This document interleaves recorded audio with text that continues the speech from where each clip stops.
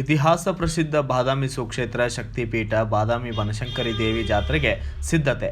ಜಗನ್ಮಾತೆ ಶಾಕಂಬರಿ ಬನಶಂಕರಿ ದೇವಿಯ ಪೂಜಾ ಕಾರ್ಯಕ್ರಮಗಳ ಚಾಲನೆ ಇದ್ದು, ಚಾಲುಕ್ಯರ ಆದಿದೇವತೆ ನವಶಕ್ತಿ ಪೀಠಗಳಲ್ಲಿ ಒಂದಾದ ಬಾದಾಮಿ ಸುಕ್ಷೇತ್ರ ಬನಶಂಕರಿ ದೇವಿಯ ಇತಿಹಾಸ ಪ್ರಸಿದ್ಧ ಜಾತ್ರೆಗೆ ಕ್ಷಣಗಣನೆ ಆರಂಭವಾಗಿದೆ. ಇದೇ ತಿಂಗಳು ಜನವರಿ 13ನೇ ತಾರೀಕಿನಂದು ಶಾಕಂಬರಿ ಬಾದಾಮಿ ಬನಶಂಕರಿ ದೇವಿಯ ಮಹಾರಥೋತ್ಸವ ಜರುಗಲಿದ್ದು, ನಿನ್ನೆಯಿಂದ 9 ದಿನಗಳವರೆಗೆ ಶಕ್ತಿಪೀಠ ಬನಶಂಕರಿ ದೇವಿಗೆ ಲಕ್ಷಾಂತರ ಭಕ್ತರು ದೇವಿಯ ದರ್ಶನಕ್ಕೆ ಆಗಮಿಸಿದ್ದು ವಿಶೇಷವಾಗಿದೆ. ಬನಶಂಕರಿ ದೇವಿಯ ಮೂಲ ಸ್ಥಳ ಚುಳಚಗುಡ್ಡ ಗ್ರಾಮದಿಂದ ಪಾಲಿಕೆ ಬಂದು ಹೋದ ಮೇಲೆಯೇ ದೇವಸ್ಥಾನದ ಜಾತ್ರಾ ಪೂಜಾ ಕಾರ್ಯಕ್ರಮಗಳು ಜರುಗಲಿದ್ದು, ಆದಿ ಕಾಲದಿಂದಲೂ ನಡೆದುಕೊಂಡು ಬಂದ ಸಂಪ್ರದಾಯ ಇದಾಗಿದೆ. 2ನೆಯ ದಿನವಾದ ಇಂದು ಬನಶಂಕರಿ ದೇವಿಯ ಮೂಲ ವಿಗ್ರಹದೊಂದಿಗೆ ಸಾಂಪ್ರದಾಯಿಕ ಕರಡಿ ಮಜಲು ವಾದ್ಯಮೇಳಗಳೊಂದಿಗೆ ಗರ್ಭಗುಡಿಯಿಂದ ಮುಖ್ಯದ್ವಾರದಿಂದ ಹಾಯ್ದು ಹೋಗಿ ದೇವಿಯ ತೇರು ಇರುವ ಜಾಗಕ್ಕೆ ಆಗಮಿಸಿ ರಥಕ್ಕೆ ವಿಧಿವಿಧಾನಗಳಿಂದ ಇಲ್ಲಿನ ಅರ್ಚಕರು ಪೂಜೆ ಸಲ್ಲಿಸಿ ಮರಳಿ ದೇವಸ್ಥಾನದ ಗರ್ಭಗುಡಿಗೆ ತೆರಳಿದರು. ತಾಯಿ ಬನಶಂಕರಿ ದೇವಿಯ ಜಾತ್ರಾ ಮಹೋತ್ಸವದ ವಿಶೇಷ ಪೂಜಾ ಕಾರ್ಯಕ್ರಮಗಳ ಬಗ್ಗೆ ಬನಶಂಕರಿ ದೇವಸ್ಥಾನ ಟ್ರಸ್ಟ್ ಕಮಿಟಿಯ ಅರ್ಚಕರು, ಮಾಧ್ಯಮ ಸಲಹೆಗಾರರಾದಂತಹ ಮಹೇಶ್ ಎಸ್ ಪೂಜಾರ್ ಅವರು ನಮ್ಮ ಮಾಧ್ಯಮಗಳೊಂದಿಗೆ ಭಕ್ತರಿಗೆ ಸಂಪೂರ್ಣ ಮಾಹಿತಿಯನ್ನು ನೀಡಿದ್ದಾರೆ. ಈ ಒಂದು ಜಾತ್ರಾ ಮಹೋತ್ಸವದ ಕಾರ್ಯಕ್ರಮಗಳ ಬಗ್ಗೆ ತಾವು ವಿವರಣೆ ಕೊಡೋದಾದರೆ.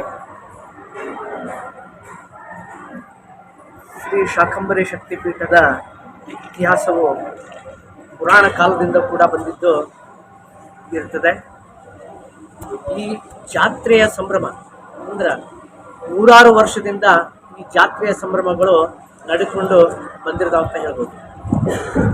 ಈ ವರ್ಷದ 2025ನೇ ವರ್ಷದ ಜಾತ್ರಾ ಮಹೋತ್ಸವದ ಕಾರ್ಯಕ್ರಮಗಳು ದಿನಾಂಕ 6/1/2025ರಿಂದ ಧ್ವಜಾರೋಹಣದ ಮೂಲಕವಾಗಿ ದೇವಸ್ಥಾನದ ಧಾರ್ಮಿಕ ಕಾರ್ಯಕ್ರಮಗಳು ಪ್ರಾರಂಭವಾಗಿದ್ದವು. 6ನೇ ತಾರೀಕಿನ ದಿವಸ ಘಟಸ್ಥಾಪನೆಯೊಂದಿಗೆ ಧ್ವಜಾರೋಹಣದೊಂದಿಗೆ ಘಟಸ್ಥಾಪನೆಯನ್ನು ನೆರವೇರಿಸಿ ನಂತರದ ದಿನಗಳಲ್ಲಿ ಮರುದಿನದಿಂದ ಸುಮಾರು 12ನೇ ತಾರೀಕಿನವರೆಗೂ ಕೂಡ ಪ್ರತಿನಿತ್ಯ ಹೋಮ ಹವನಾದಿಗಳು ಮತ್ತು ಅಷ್ಟಾವಧಾನ ಕಾರ್ಯಕ್ರಮಗಳು ಪ್ರತಿನಿತ್ಯ ನೆರವೇರ್ತವೆ. ಅದರ ಜೊತೆಯಲ್ಲಿ ಚತುರ್ವಿಧ ವೇದದ ಪಾರಾಯಣದ ಪಾಠವು ಕೂಡ ಪ್ರತಿ ದಿವಸ ಈ 8 ದಿವಸದಲ್ಲಿ ಸತತವಾಗಿ ಕಾರ್ಯಕ್ರಮಗಳನ್ನು ನಾವು ನಡೆಸ್ಕೊಂಡು ಬಂದಿರ್ತೀವಿ.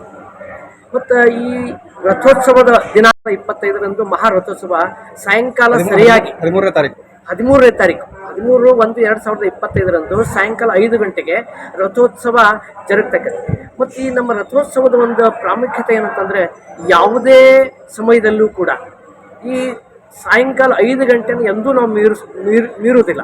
ಸೆಕೆಂಡ್ ಕೂಡ ಹೆಚ್ಚು ಕಡಿಮೆ ಆಗೋದಿಲ್ಲ. ಆ ಪ್ರತೀತಿ ಇದೆ. ಅದೇ ರೀತಿಯಾಗಿ ನಮ್ಮ ಹಿರಿಯರು ನಾವು ಕೂಡ ಅದನ್ನೇ ನಾವು ಇವತ್ತು ನಡೆಸ್ಕೊಂಡು ಬಂದಿದ್ದೀವಿ.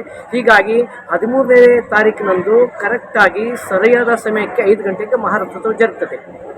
ಈ ರಥೋತ್ಸವ ಜರುಗುವುದಕ್ಕಿಂತ ಪೂರ್ವದಲ್ಲಿ ಅವತ್ತಿನ ದಿವಸ ರಥೋತ್ಸವದ ದಿವಸ ಬನಶಂಕರಿಯ ಕುಲದೇವರು ಇರ್ತಕ್ಕಂಥವರಾಗಲಿ ಭಕ್ತಾದಿಗಳು ಎಲ್ಲ ಭಕ್ತಾದಿಗಳು ಆ ರಥೋತ್ಸವ ಜರುಗುವುದವರೆಗೂ ಕೂಡ ಒಂದು ತೊಟ್ಟ ಹನಿ ನೀರು ಕುಡಿದೇ ಉಪವಾಸ ಇರ್ತಕ್ಕಂಥ ಬಹಳಷ್ಟು ಲಕ್ಷಾಂತರ ಭಕ್ತಾದಿಗಳು ಇರ್ತಾರೆ.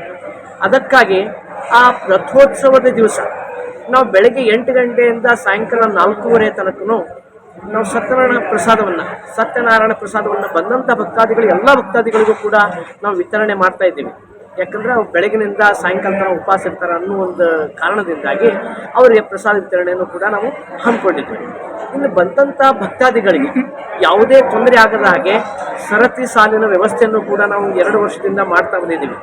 ಹೀಗಾಗಿ ಬಂದಂಥ ಭಕ್ತಾದಿಗಳು ಸರಳವಾಗಿ ಶ್ರೀ ದೇವಿಯ ದರ್ಶನವನ್ನು ಪಡೆದುಕೊಂಡು ಸರಳವಾಗಿ ಹೋಗ್ಬೇಕಂತಕ್ಕಂಥ ಒಂದು ಮುಂಜಾಗ್ರತೆ ಕ್ರಮವಾಗಿ ನಮ್ಮ ಟ್ರಸ್ಟ್ ಕಮಿಟಿಯಿಂದ ಸರತಿ ಸಾಲಿನ ವ್ಯವಸ್ಥೆಯನ್ನು ಕೂಡ ಸುವ್ಯವಸ್ಥಿತವಾಗಿ ನಾವು ಮಾಡಿದ್ದು ಉದಾಹರಣೆ ಇದೆ.